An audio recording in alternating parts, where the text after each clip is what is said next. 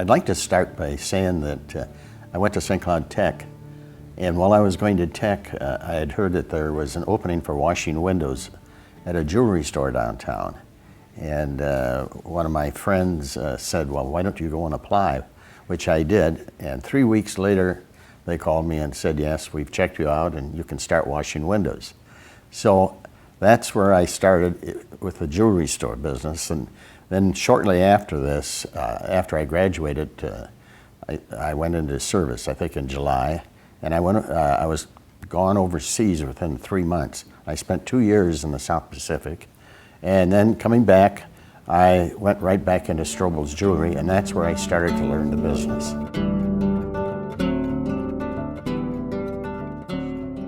Mr. Strobel, starting this, Mr. Strobel handed me a clock one day and said, well, I want you to take this apart and put it back together.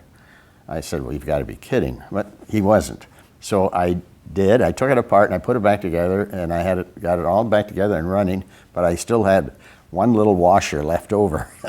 But it ran without that, and I found out later that it was a washer that probably should be in there, but not real necessary to make the clock run.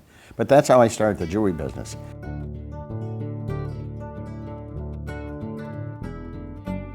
Pat's uncle, by the way, was a partner in this business also.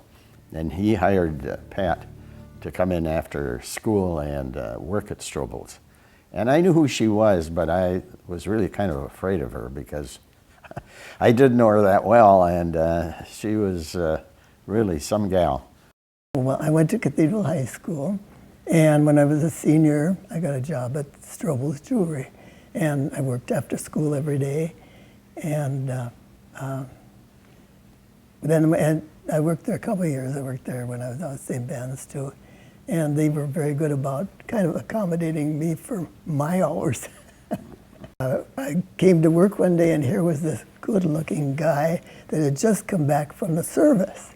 Well, this good-looking guy brought me home from the store party a week later, and since then I've not let loose from this good-looking guy. That was it.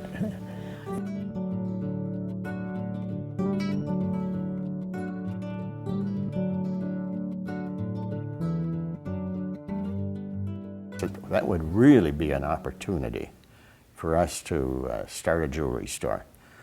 And Pat said, well, let's call that guy right away. And we'll have him come over. We'll wine and dine him, and we'll serve him a meal and everything else. So we did.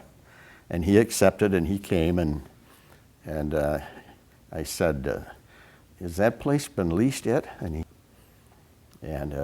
But he said, well, why are you interested? And I said, well, because I want to start a store out there. I didn't hear anything. And all of a sudden, about 3 weeks later, I think it was one evening, I got a phone call, and they said, can you be at the bank tomorrow morning at 9 o'clock? I'll be there. So this is what happened. That's how we got our own store.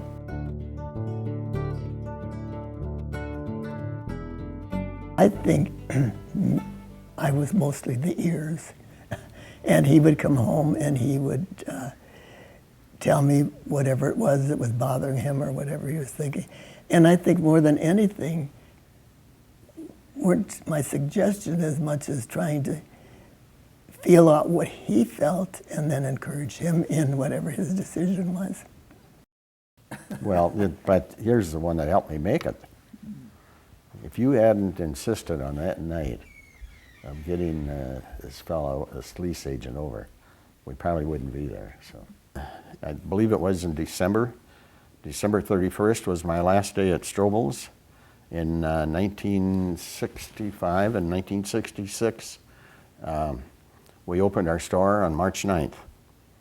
And from that day on, things really were great.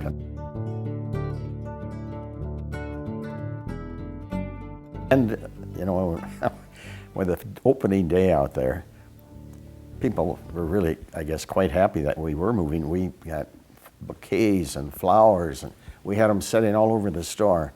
And a couple people came in and thought we were a floral shop, which didn't say much for our diamonds, but I don't think we sold any of them, so I know we didn't.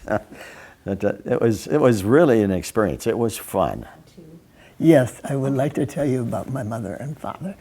My father was so proud of Don, and they would go out shopping in Crossroads, and they would sit on a bench right in front of the store and just look at the store. They were so proud of him. Oh, that is great. Yeah. That is great. Well, you know, selling is, I think it's in my blood. I love the challenge. You know, if someone comes in, I want to help them, and usually it's a very happy time. I think definitely that, I think Don has always put people first, and I think that is the most important thing of all, his obligation to the community, but definitely that the people that he works with and the people that he deals with, that is the most important thing of all. I love the employees, and without them, we wouldn't be successful, and I know that. And they, you know, every one of them has their own niche, and there aren't any two that are really the same kind of salesperson. So, which is so neat, because you have to work on this one for this, you got to talk to somebody about this for this, and so on and so forth. But that's what makes it a family. Wonderful life. But when I think about the store, I just think about the joy when I walk into that store. Everyone is so happy and joyful, and it's just such a pleasant place to walk into. I just think that when I go home at night and I have my family and I have Pat there, that's my world. You got the cameraman.